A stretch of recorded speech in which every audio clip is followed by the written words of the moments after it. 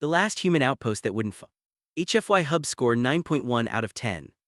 Imagine being put on hold by customer service. The music is terrible, the robot voice keeps saying your call is important to us, and you sit there for an hour. Now imagine doing that for 300 years. That is literally the life of Captain Aaron Voss. The hook here isn't about space battles or laser swords, it's about the sheer, insane stubbornness of waiting.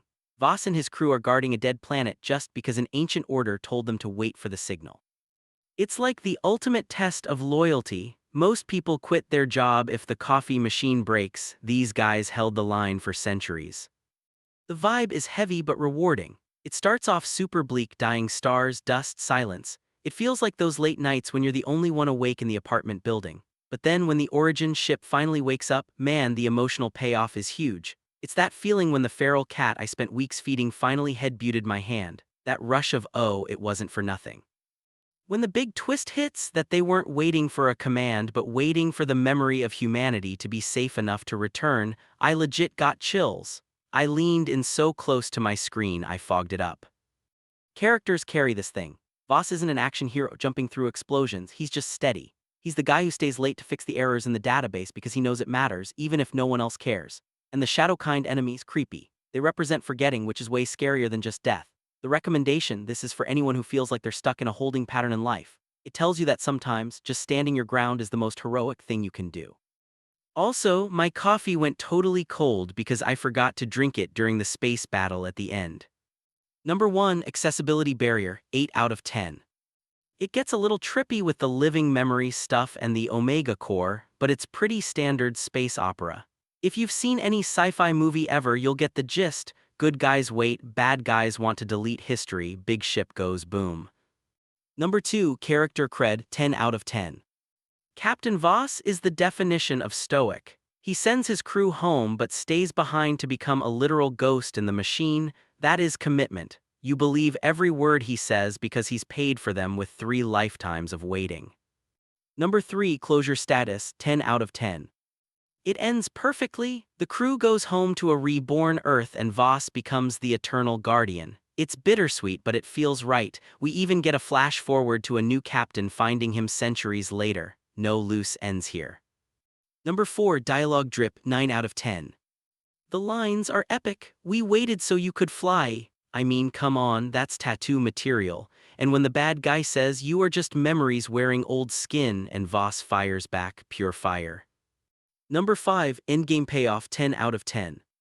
The transformation of the Black Fortress into the Silver Origin ship was awesome. It shifted from a horror movie to a spiritual awakening in 2 seconds. Visualizing that change was extremely satisfying. Number 6, found family factor, 9 out of 10. The crew of the Horizon Dawn isn't just a team, they are literally the last people they know. The way Lyra refuses to leave Voss until he orders her, that's family. They held it down together against the void. Number 7, HFY video length, 1530 min. It's a substantial story. It feels epic, covering centuries and huge battles, but it moves fast enough that you don't get bored, perfect for a long commute or a serious laundry folding session. Number 8, logic coagulation, 8 out of 10. The memory crystal science is basically magic, but in the context of the story, it works. The logic of we hid history so the enemy couldn't erase it is actually a really cool tactical concept. Number 9, narrative gut punch, 9 out of 10. When Voss orders Lyra to leave him behind, that hurt. You want him to go home and see the green grass, but you know he can't. It's a noble sacrifice that hits you right in the feels. Number 10, packing pulse, 9 out of 10. Starts slow and atmospheric, which fits the waiting theme, then ramps up into a chaotic space battle, then slows down for the emotional goodbye. The rhythm was spot on. Number 11, possible sequel, yes. The ending sets up a whole new era of exploration with Captain Raina Holt. I would totally read a series about the Horizon Reborn finding other lost pieces of history. Number 12, POV perspective, 9 out of 10. We stick with Voss and Lyra, which grounds the epic scale. Seeing the Origin ship through their tired, ancient eyes makes the wonder of it feel much more earned. Number 13, the human edge, 10 out of 10. This is classic HFY, our superpower isn't laser eyes, it's stubbornness. We waited out an enemy that eats time itself. That is the most human spite victory I have ever seen.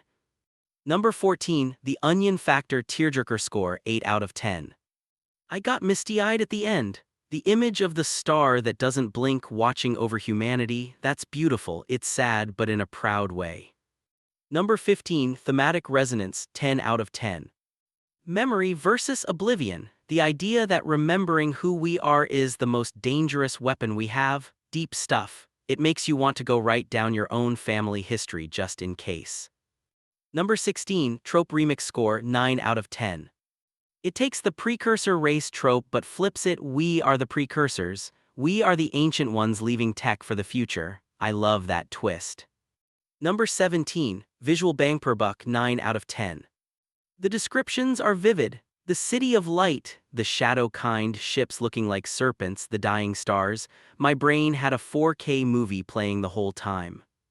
Number 18, Wholesomeness out of cozy rating, 7 out of 10.